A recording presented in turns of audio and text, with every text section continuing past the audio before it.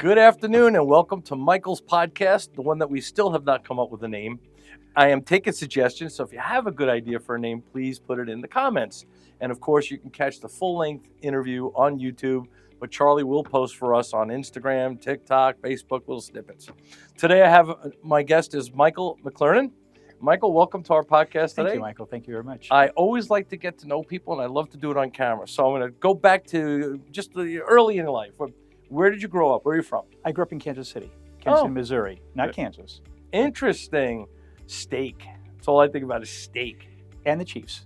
And the Chiefs. I love the Chiefs. All right, I'm good. So how long did you live there before you moved out? So I moved in when I was 26, but I came to New York on a theater trip when I was 19.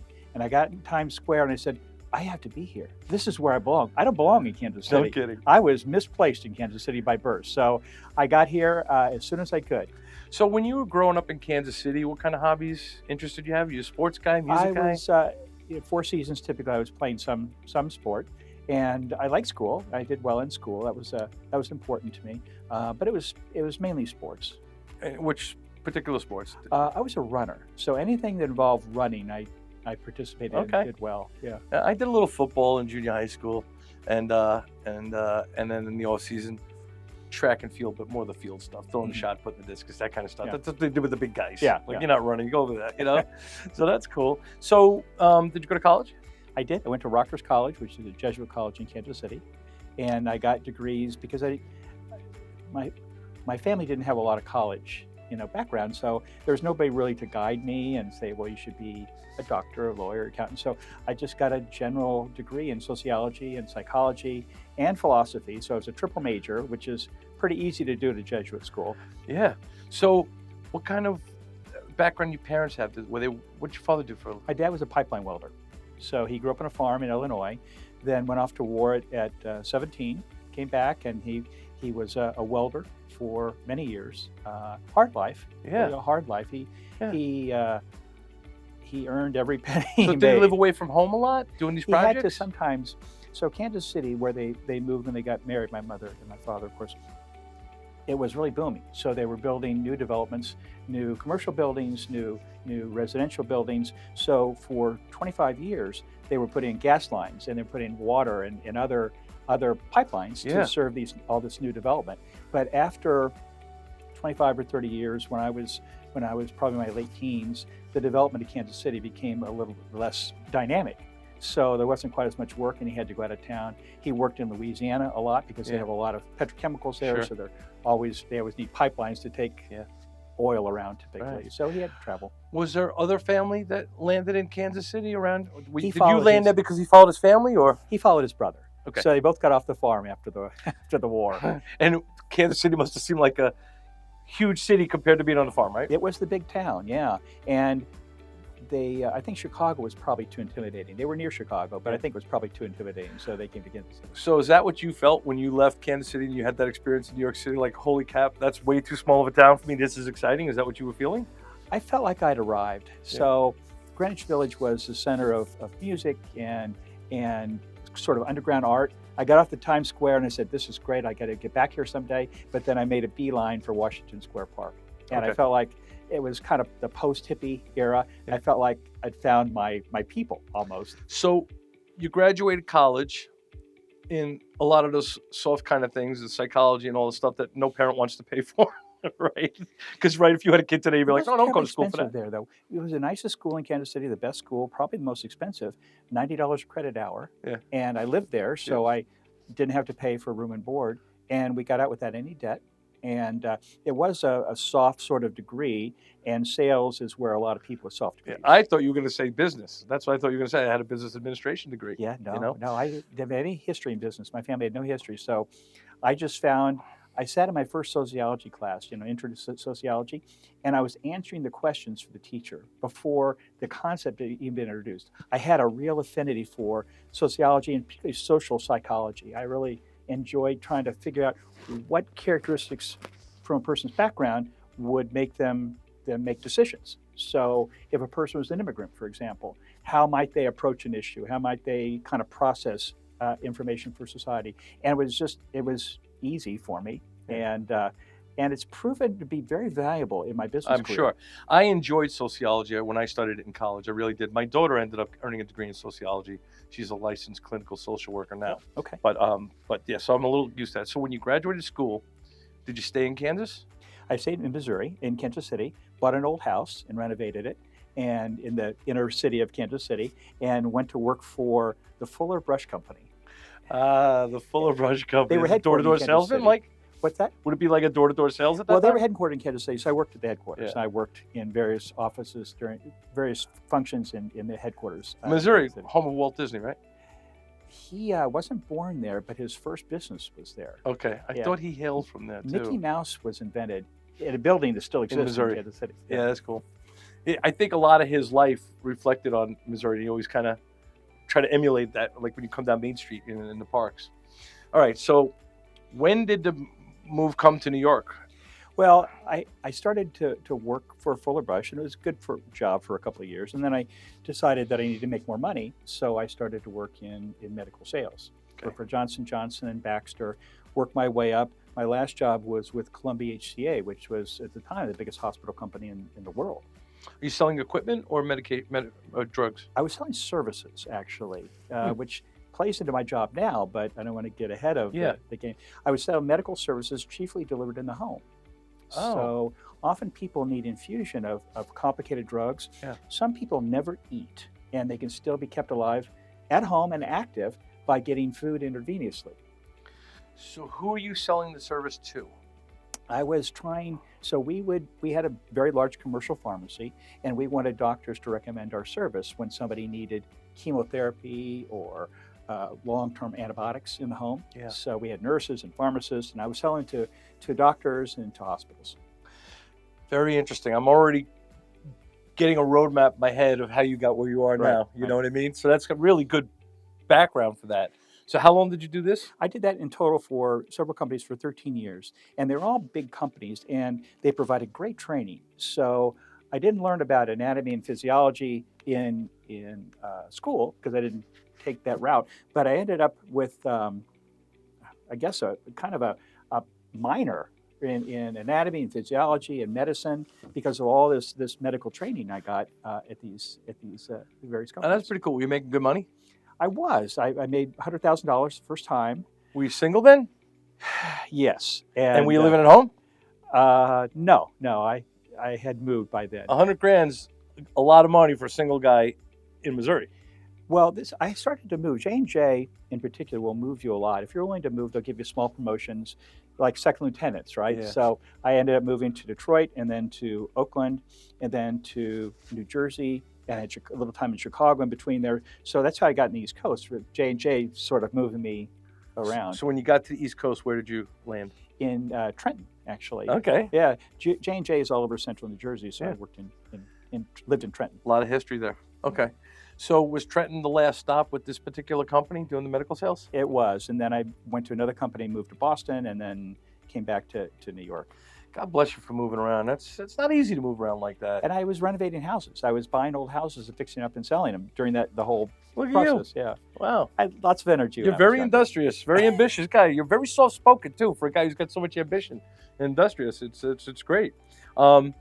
So you're flipping houses, and what's the next move?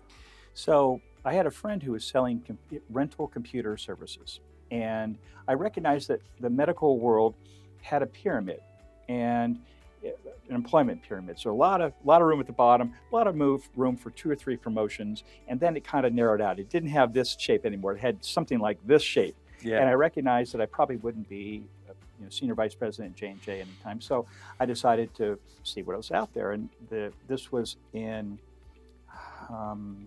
96, and the technology revolution was happening. Yeah. People were getting computers. They were using computers for more and more services. When I first started in business, you had to go to the computer department. If you want to solve a question, how many people who buy our services also bought this service? So you ask a question, and it would take a week or two. The computer people would be programming and even using punch cards.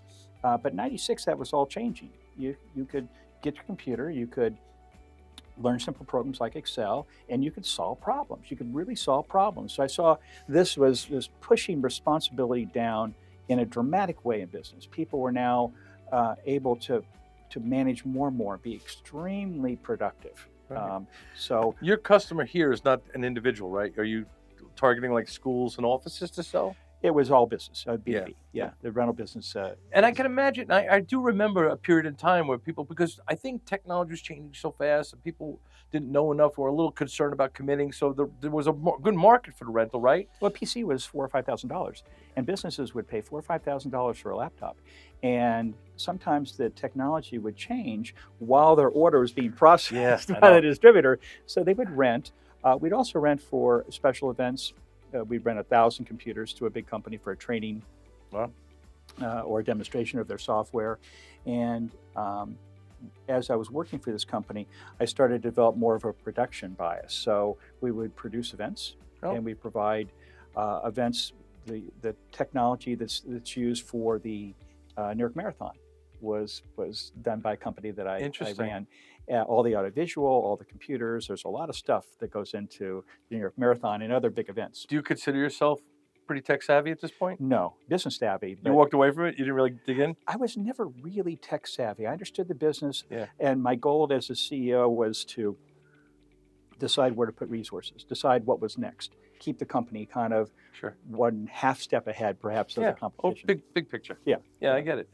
That's interesting. And there you are with this massive computer in your pocket, right? It's true. I mean, the computer we have now on our phone is more capable than the computers that we rented to businesses for $500 a month, $1,000 a month. I know. I was telling somebody last night, I went to school in RIT in Rochester. Huge business school, very tech driven by Xerox, Kodak. They were all right there in Rochester.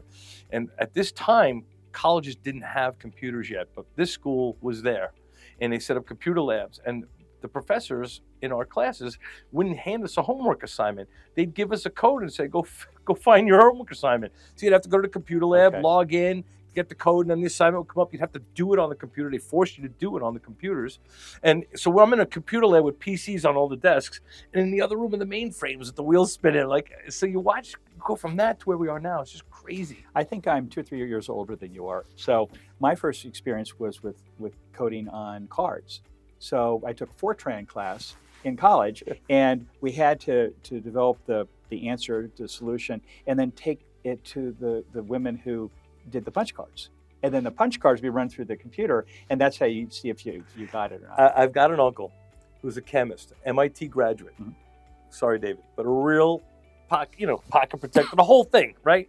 Graduated in the 60s, with the guys that are putting rockets on the moon. And he told me he had to learn Fortran and Pascal, all those languages then to program and punch. Today, if I have to make a FaceTime call with him, I got to call him in advance. I got to set it up and remind him, push that button. You don't need to put me on hold. It's all right, which is kind of fun, So it's really amazing how in a really short period of time we leap forward. I recently did an interview with a friend, a friend's father who's 95.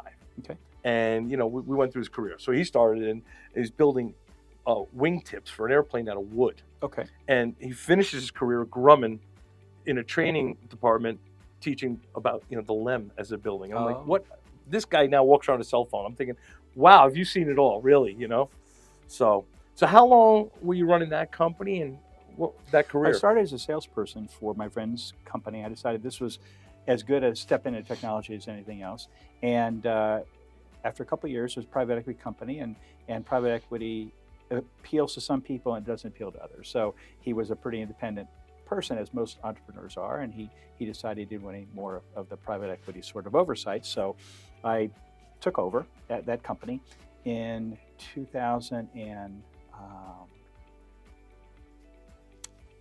97. Took over the company in 97 from salesman to the CEO. And we had revenues of $10 million, opened a California office. And then we hit recession in 2001, and it was pretty bad. We had to sort of figure out how to live on 40% of our revenue. And the rental business has several levers you can pull to cut costs and keep the business intact. And I learned them, I figured it out, and I thought, gosh, I'm so smart. and nobody else is going to figure this out. We're going to emerge from this recession as the only rental company left. It turns out everybody figured out the same thing. You sell your equipment, you don't do any more CapEx, you don't have any more temporary staff, which is a big part of the rental business, and you laugh where you have to, but you don't do that any more in any bigger way than you have to. But there were several levels. Everybody figured it out. So we all came out of the recession, and I was sold to a competitor. The private equity company sold us to a competitor. They then sold to a private equity company. And so I was the number 2 person in this company, and then the number 1 person passed away. Long Island-based company, Smart Source Rentals. We were all service computer rentals, then we became Smart Source Rentals. Is that how you ended up on Long Island? Yes. Okay. So I had to move I was living in New Jersey and happily traveling, 4 weeks out of 5, and I liked my life. And then he got sick and he rapidly passed away. So I was the next man up, and the office in Hauppauge, and I clearly couldn't drive from New Jersey every day. So I moved here, and then we had a recession in late 2008, 2009. And that one I remember. And that was, it was actually a good thing that I was CEO, because I'd been through this before. I knew what to do. Yeah. I knew how to fix this problem. And I got our company through that recession without too much drama, too much loss. And then we emerged, and then I left there in 2014. Okay. When you left there in 2014, at this point, are you kind of retiring, semi-retired, or are you ready to jump into the next thing right away? I'm healthy. I didn't want to retire. And so I was CEO of a couple more companies. But at some point, you sort of age out of the corporate world. I wasn't aged out of work, but I was sort of aged out of the corporate. The whole drill, the roots. Yeah, I know. yeah. So there were 4 companies in there that I was a CEO of, or equivalent. And then in 2019, I started the business I currently have. When you said there were a few other companies, were they the same types of business or just other? There were other rental companies, technology or not. Okay. Yeah. All right, cool. Yeah. All right, so now we're present day. You started a company, when did you say, 2019? 19. Tell us about that. What are you doing? Assisted Living Locators of Long Island helps people decide from the 90 places on Long Island that offer assisted living, independent living, memory care. We help people decide which is the best fit for their loved one. This is a very complicated area. And as I just turned 60. I know I don't look it, but I just turned 60. And it feels like all my friends are going through stuff with parents and stuff. And, we're at that place where we're starting to think, well, how does it look for here the rest of the way? How do you plan for it and stuff? And we're learning as we're taking care of our parents that we should have done things before. We should have thought certain things out. We should have put things in trust. And these are tough areas to navigate without support. Going through the whole process of applying and working with Medicare, Medicaid, those kinds of things, and positioning people. I know there's people who focus on that specifically, but the area that you're in is very interesting because people they're just going to go out on their own and try to figure it out. So tell me how you provide this service and how you get paid and how does it all work? Well, the complication, just to add to your thought, the complication is that people are living much longer. Yeah. So even people who've done well and invested intelligently, they often outlive their resources. They're living ideal all the time with people in the mid-90s that are perfectly competent and they want to have a life and they need resources to have a life. So the complication is that medical care is keeping people alive and active and fit longer. Unfortunately, I guess, older people, age is one of the most important correlation points to dementia.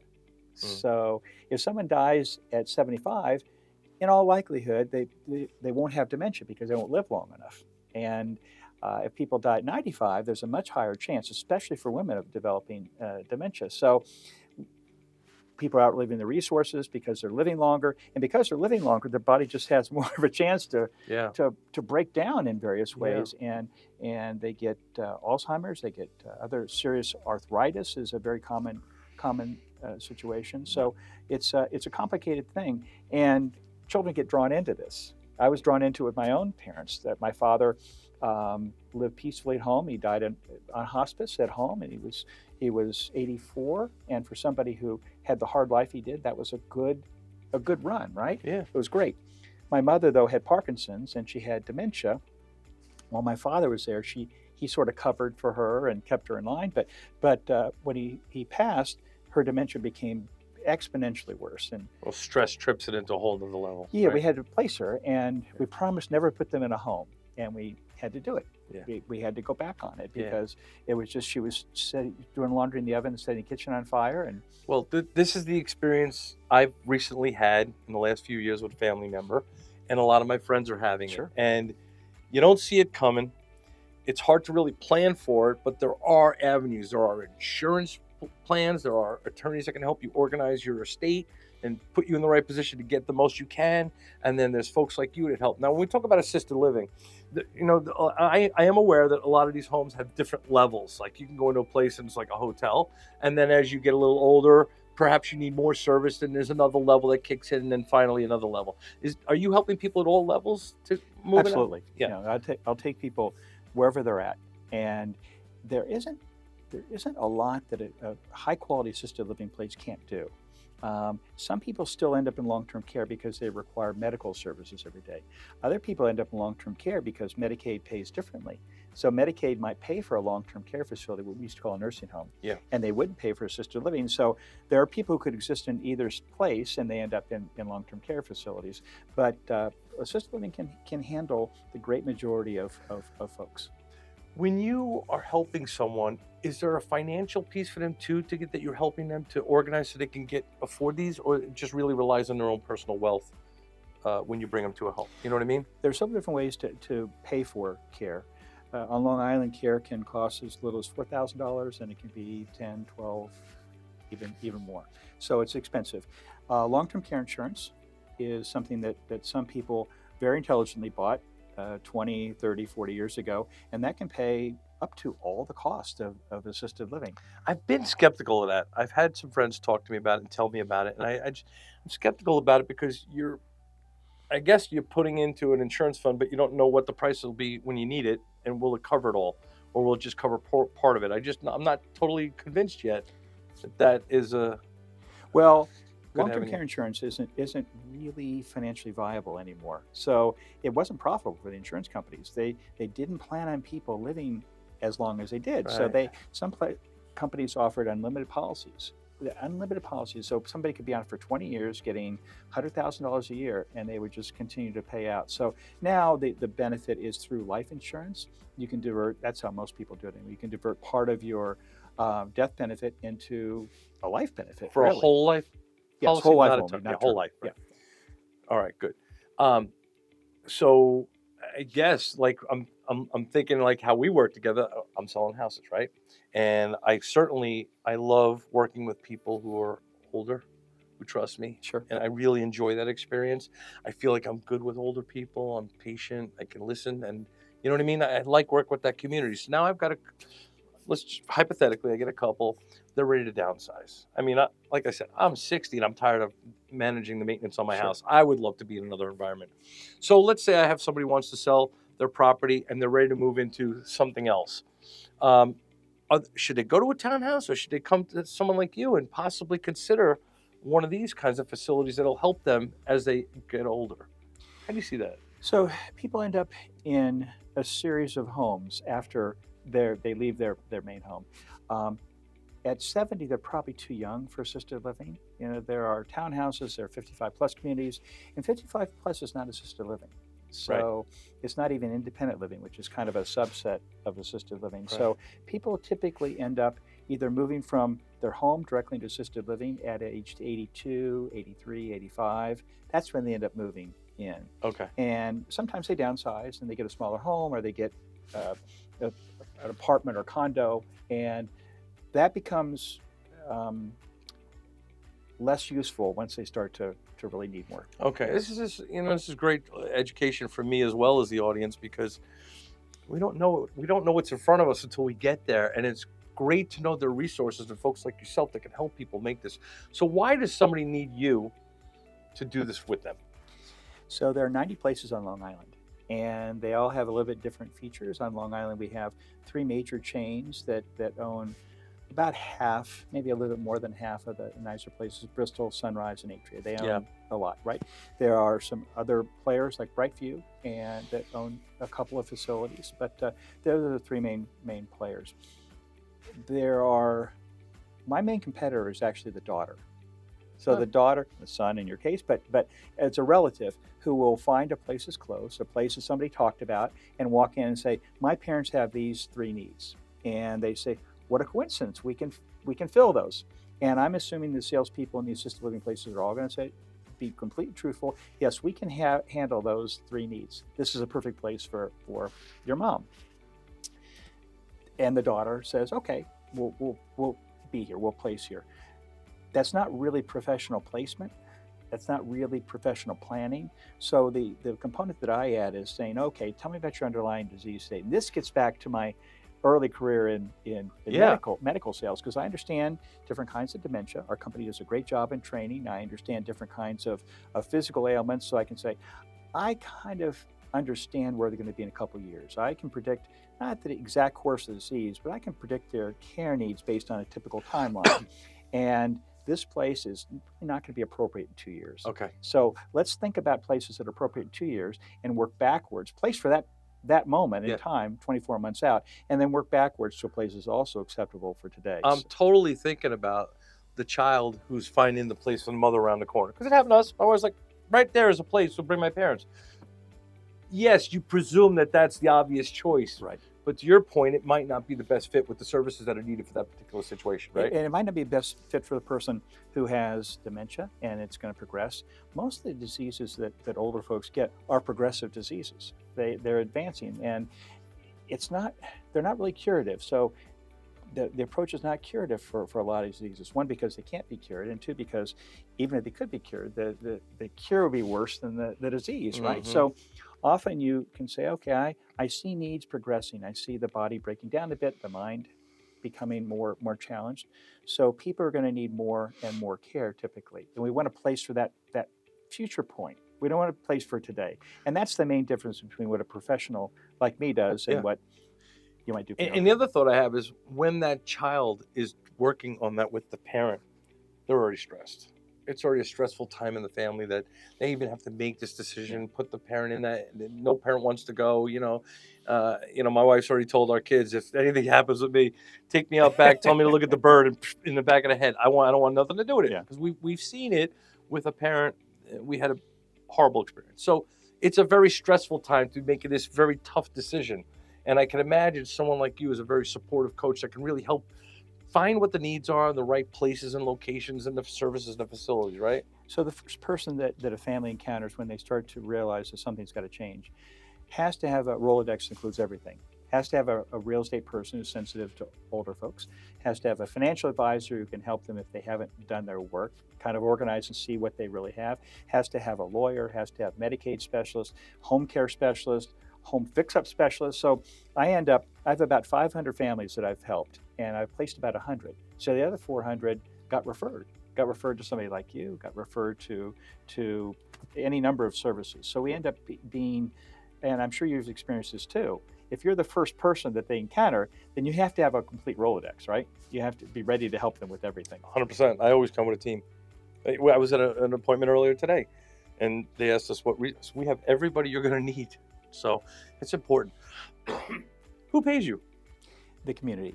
And we call the facilities, we call them communities. So the community pays the families, the 400 families that I helped, got my help for free. I was told very early on that this was a mitzvah business, right? You had to be ready to do good deeds. Yeah. And I accepted that. I liked it. And it's nice to be in a business where I can do mitzvahs, I can help people, and I can also make a living. I had a feeling that the client didn't pay you direct, that it would be the facility itself, which is great to hear, because why wouldn't you work with somebody like you if it's not going to cost you something? It's the same thing I'm pitching with buyers. I could be a buyer's agent, represent you, and help you get that house and do all the hard lifting, and you're not paying for me. You're getting paid from somebody else. I have trouble, and you may have this too, I have trouble convincing people that generally costs them nothing. Now I have to be very careful in how I word it. So there's no ambiguity. I don't say anything that could be misinterpreted. I just say it's absolutely free to work with me. In all fairness to the facilities in these homes, they're making money too. They have to sell, right? So when somebody's going there, they're trying to sell themselves. Perhaps they're selling extra services and things that somebody may not need or want. Is it like that? You really need somebody to be a liaison for you in that environment? Not in my experience. Okay. So The rent is, these are all month-to-month rents. There are 4 places on Long Island that charge a large fee.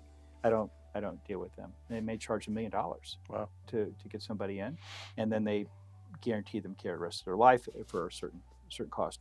I don't deal with that. There are 90 places that are month-to-month rentals, and I think the fact that they are month-to-month rentals keeps them honest, because if you sign a contract for a year and it has extra services and you have to break it, then you'd say, well, gosh, I'll lose $100,000 if I leave. Every month, people have to decide to stay. They get a new invoice and they have to decide to stay. So I think that there's not a lot of upselling. I think they're selling. So they're not even signing a rental for like a year, a lease for like a year? They're signing a lease, but it can be gotten out of after, with the 30-day notice typically. Are there a lot of companies or folks that do the kind of work you do? Nationally, there are over 30,000 people who are placement agents. No kidding. What about locally here on the island? There are about perhaps 8 or 9 that do it professionally and full time. Okay. Other people, they find a way to do it. Some real estate agents find a way to do it in the course of their business. And there's 8.5 million people that live on Long Island between Nassau and Suffolk County. To have less than 10 people do the service, there's not a lot of you. In Arizona, there are 68 companies, not just salespeople, but companies that do this service. So you're right, it's not a crowded market here. I don't want to tell anybody that. No, but what I really would like is for my audience to see what a great service you could provide at no cost and really help somebody planning and picking the right place. And why wouldn't you? So we're going to put all kinds of graphics up. Charlie's going to put Mike's information up so you can reach out to him with more questions and follow up on that. But I see a lot of value in what you're doing. Thank you, Michael. And I like the word that you used the word mitzvah. So I had another question. My other thought was, how far in advance do you meet clients? Do people sometimes meet you planning in advance of this need? Well, that's an interesting question. Typically, I'm a fireman. So something's happened. Mom has fallen for the 3rd time. She broke her hip. She's in rehab. She can't go back home. You'd think that people would say, I'm curious about what in 5 years my options might be. I thought I'd get more of those calls. I don't get those calls. So people, they've sold their house and they need a place to go. Mom has fallen 2 or 3 times and just can't live alone. Or the dementia has progressed so much that it's just dangerous, even with age, to live at home. It's very scary. People, when they're living alone, leaving the stove on, leaving the house. Yeah. It's very scary. We've been through it too. I'm really surprised people don't incorporate that into a little bit more of a planning thing, but I can see where you become a fireman. Well, my planning is all post-placement. So I'm perfectly happy to do pre-placement planning, saying 2 years, here are your options. And I have had some of those calls. I get those actually from elder care attorneys. Say, talk to this family. They want to know what might be their ultimate destination in 2 or 3 years, and I'll do that. I'll spend an hour on the phone with them, and then sometimes they come back later on. But typically, I'm a fireman. Yeah, wow. So if somebody calls you and now it's dire, I got to get Mom out of the house, right? How long does it take for you to help them find a place? I don't know if there's a waiting list, application. Is it a quick turnaround? Can you get somebody in real quick, or in a week? Really? Yeah, we make it happen in a week. Okay. Typically, the search takes. A search and consideration, it takes about a month. So most people come into my life and they're out of it one way or the other in 3 months. That would be the longest period. But if there's a crisis and somebody's rehab and the rehab is going to kick them out because Medicare won't pay anymore, we can have them into not just a place, but to the right place, the appropriate place in a week. That's amazing. In my world of real estate, I really encourage people to talk to me in advance when they're thinking about selling or thinking about buying, so we kind of put some things in order, because people think, all right, I'm ready to sell today, and maybe they're not. Maybe when we get to the house, there are things that should have been done, could be done, or buyers, they think they're ready to go, but they didn't get qualified. Maybe they own their own business and they should have been putting more money in the bank to bring up their income. So I really encourage people to kind of get with me early and let's plan for that. With you, with the transaction, is there any history after the fact? After you place somebody, or is it you do this transaction, you help them in a home, and then that's the end of it? I will follow up because I want to make sure that I recommend the right place, and I want to learn from the placement, good or bad. I want to learn how they responded to it and kind of refine my approach as much as possible. But typically, once they're in, the average stay in assisted living is about 2 years. So they're going to be in there for a couple of years. And then they move to another level? Is that what you mean? Or people sometimes passing they away? pass. Yeah, Often really. they pass away. You Wow. know, so people are going into assisted living in the mid-80s. They're not going in at age 75. I know that that's kind of the image that some of these places want to portray, but typically they go in when they're fairly infirm. They're slowing down, and there's some exceptions, of course, but typically they're going in the last few years of their life. Oh, very interesting. Mike, what didn't I ask you? What would you want people to know about what you do or about the whole system that I maybe not thinking to ask you? Are there any points that maybe we didn't bring up? That's a very interesting question. I think that the key takeaway that I'd like is that there are many people that help advise families. And there's a whole universe I never knew about of folks who just work with seniors and families to help them through the last few years of their life. Yeah. And you need, as you said earlier, very correctly, you need to access lawyers and financial experts 10 and even 20 years in advance of when you need these services. But when you need these services, because there's some problems, physical problems, typically, there's a whole universe of people waiting to help. I have 1,600 vendors of some sort in my Rolodex where I can call on to bring in all sorts of services to people. And the services are out there. You don't have to suffer alone. I feel a little ignorant. I mean, maybe I'm a little young and I'm not really into that yet, because I wouldn't even think to know that there's people that do what you do to even go to Google and look for somebody. I mean, I wouldn't even know what to put in there, right? I would know to go to my attorney who's planning my estate. Right. I would know that there are people who are helping people do the applications for Medicaid and all that stuff, and elder care, right? I had no idea there was somebody that helps you with this part too. Well, every advisor, and you're an advisor too, right? Mm-hmm. Every advisor sometimes becomes the most trusted of the advisors, and they get questions about all these things. So sometimes it's the attorney, sometimes it's the real estate person who's been with them for several transactions, right? Sometimes it's me, sometimes it's a financial advisor, but I think it's a great honor to be that the most trusted of the trusted advisors. Yeah. So Mike, you're a placement expert. Help me find a financial advisor. Help me find a real estate agent. And I feel like I've made it. You know, and you just answered my next question, because I recognize the attorneys that know you, they're going to refer you. The elder care people, they're going to refer you, right? Now, myself and the community that's learning about this, other real estate agents will understand that you do this. If it's not those sources, how do people find you? Social workers in rehab facilities. So rehab, a typical move would be from rehab directly to an assisted living facility. Okay. So a person's broken their hip or they're infirm for various reasons, recovering from surgery, you can't go home. Social worker would say, here's a list, but here's also a card of a fellow who might help you think through this more strategically. So social workers are very helpful. Home care is often kind of the intro step to assisted living. So home care agencies often will call and say, we really can't do this person safely anymore at home. So this is great. I feel so much more educated and knowledgeable right now. I really do. I feel like I have a whole new world, and it opened up my mind to my friends that are going through this stuff now, right? Because it's past me already. All our parents are gone. But I have friends, and now I know I have other resources beside the attorney and the elder care. And this is a great resource. Let's go back to you. You're not going to a corporate office anymore. You're not living in that grind. You work kind of like I do. For you today. You did put on a suit. Made me feel underdressed. But what else do you do with yourself? You have your partner. What are the hobbies? What are you doing with your life now? We love our dogs. So it's our third generation of dogs. We realized the dog needed to have a dog. So now we have two. What kind of dogs? One is a golden. The other is mix. A mix. Very active, keeps the golden busy. Because goldens aren't necessarily that busy. So is a lot of your social life built around entertaining the dogs and doing things with the dogs? Sort of. Going out to parks and stuff like that? We go on long walks. I go on, we have this 10-mile route around the neighborhood. I try to find all the hills. There aren't that many on Long Island in Glen Cove, but I try to find the hills. We also have a house in the Catskills. So when I was growing up, I was always a camp counselor.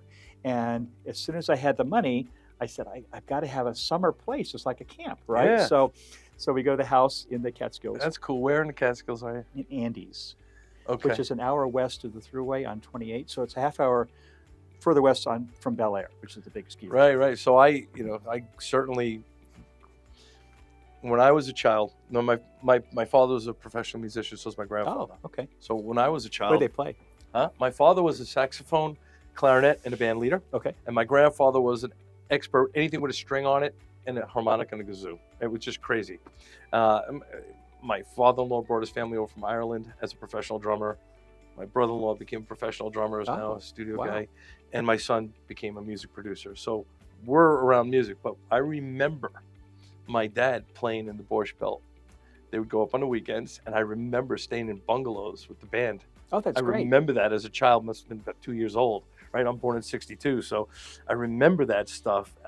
And then as I got older, we used to go up there. And I also, my grandparents, so my great-grandparents emigrated, but they also bought a place up in the Catskills, a piece of property. In the Irish area, around Catskill Game Farm? No, Middletown. Okay. Middletown, which was a cow farm then. Now it's a big city, right? And they bought this piece of property, and every summer, everybody was there. So my great-grandparents had children, and the children started building a house on the property. So there were 4 houses there. Oh. And I mean like pumping a well to get the water, right? And you fill a bucket of water and bring it into the house. And I remember going up in the summers, that's what people did then. They take the whole summer off and go up there, and the husbands who were working would come up on the weekends and do that. And I remember going up, and my father pulled the car off to the side of the road. We couldn't get down to the property if we were the first ones there. You'd have to take a sickle and whack the grass just to get onto the property and be the first ones there to open up. And I just remember all this stuff. So I have so many fond memories. I have a friend now who has a house not too far away in Pennsylvania, Woodlock, where all these 3 states come together. And it's really not very far away, but it's just such a great experience, you know, being away from it all, the sounds, the environment. It's just really nice. It's beautiful, and it takes me away. And from a real estate standpoint, it's gone up a lot in value. I bought 10.5 acres and a house and a lake for $90,000 in 2000. Can you imagine? On a hillside, it's beautiful. I'll show you the picture later. I couldn't find you a co-op here right now for under 150. So honestly, it's beautiful, and I'm considering, you know, when I'll have to downsize. You know, how long I could keep 2 properties. When I had my corporate career, I was making a lot of money. Sure. And now I'm making good money, and I think I can continue making money as long as I want to have this business open.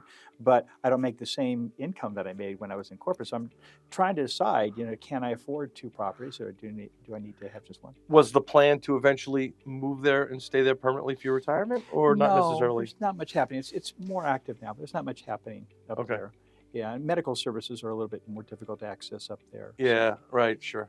So now I understand. But it's year-round. We go up there year-round. I love it when the snow comes, because the dogs and I will go on these long walks. And how often do you get to go up?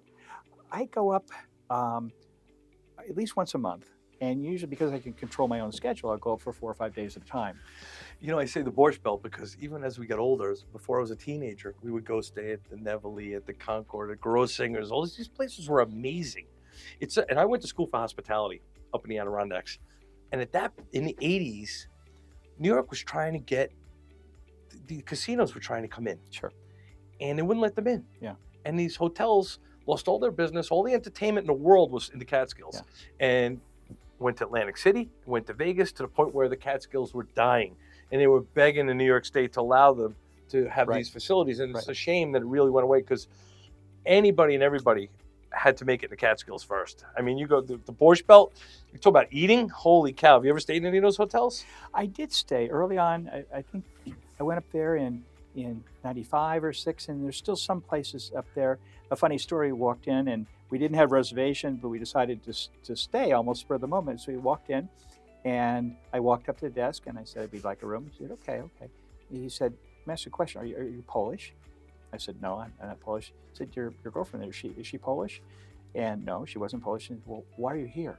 This is all Polish people. So the Catskills are interesting. It had all sorts of different groups, and they all sort of kept in their little I only enclave. recently learned the history of the Irish up there. And because, again, my wife came from Ireland when she was 13. Around Sunny Hill. That was a big area. I had no idea it was so Game Irish. Farm. Yeah, I had no idea. Yeah. But just, you know, there's a great show that's out on Prime. It's done now. The Marvelous Mrs. Maisel. I don't know if you've ever seen it. I love the camp scenes there. They're so They did one whole season Oh, where they spent the summer up there, and that was the funniest season. it was the songs they had. And every part of Yeah, that was really, really authentic, and it really reminded me of a lot of stuff growing up as a kid. So that's great. Well, listen, this has been great. We spent a long time. I want to remind everybody that we will be on Instagram, TikTok, Facebook, but you will see the full-length interview I had with Mike today on my YouTube channel. You can check us out. We're going to put up information so you know how to get in touch with Michael. But this is very helpful, very learning. And again, to the audience, if you have any questions or even an idea for the name of my podcast, please put it in, and we'd love to hear from you. And Mike, thanks so much for joining us today. Thank you, Michael. Had a great time. This is really very informative. Thank you.